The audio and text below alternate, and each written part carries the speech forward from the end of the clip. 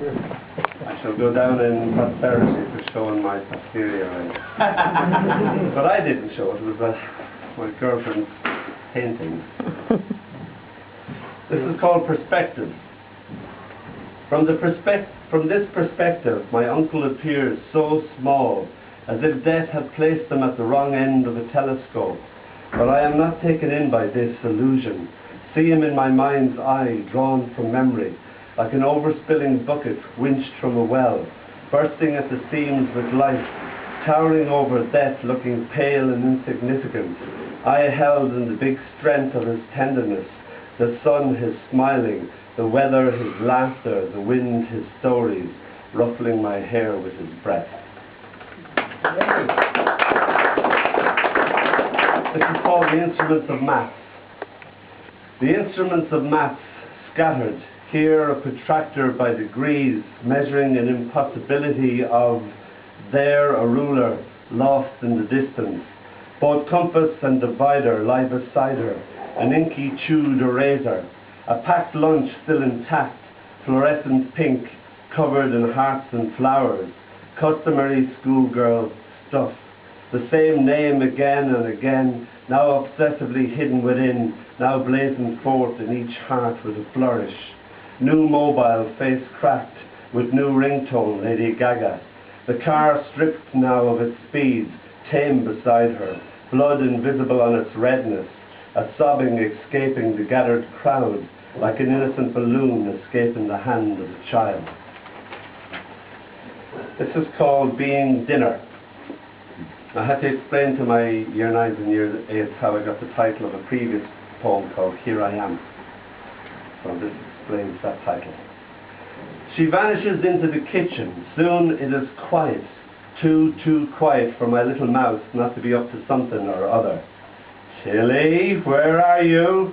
In the kitchen there is no one to be seen, only silence. Where could she possibly be?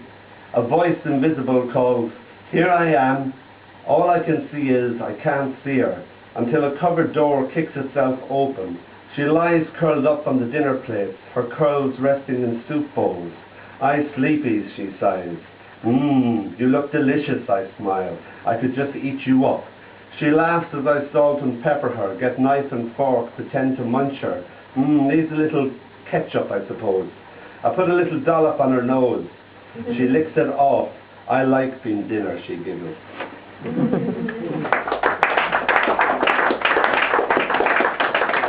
This is called an ANABOOBOO. Not an anaconda, but ANABOOBOO. It's still Tilly. She takes off all her clothes, just for the fun of it. Every now and then I catch a glimpse of naked bum as it runs not here or there, but helter-skelter. She who only mastered the art of walking so little long ago, now glorying in her limbs. Hey cherub, I call out to her, and she turns and comes, not because she's understood, but understands the love dripping from the words, a honeycomb of language. She tries to clothe the nakedness of her experiences in a dress of words. She is surprised to find that her ANABOOBOO doesn't stick to the cat, and the cat wanders aimlessly off, discarding with disdain her attempt at naming him. Soon the cat will become its sound. Me? How?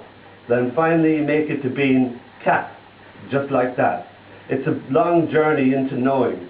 I almost prefer her almost manic Martian naming, her alien way of seeing, and curtly call the cat that, or name the next cat that, ANABOOBOO, and still can drive her mad, years later in a future far from here, calling my teenage daughter to say her date is here. Hey, ANABOOBOO! And see a blushing princess descending the stairs, lithe of limb, and thankfully, for now, fully clothed.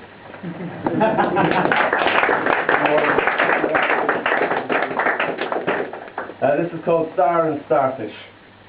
She climbs the ladder in her sleep, as if she reached the top of night, clutching at a star. Or else she swims in an invisible sea, grasping at a starfish I cannot see. I stroke her, touch her hair, her breath warms my hand. All my life lies here. Love smiles, asks me, why the tears? This child, my child, I can only answer. She turns and smiles, still lost in dream. Star in one hand, starfish in the other. Thank you.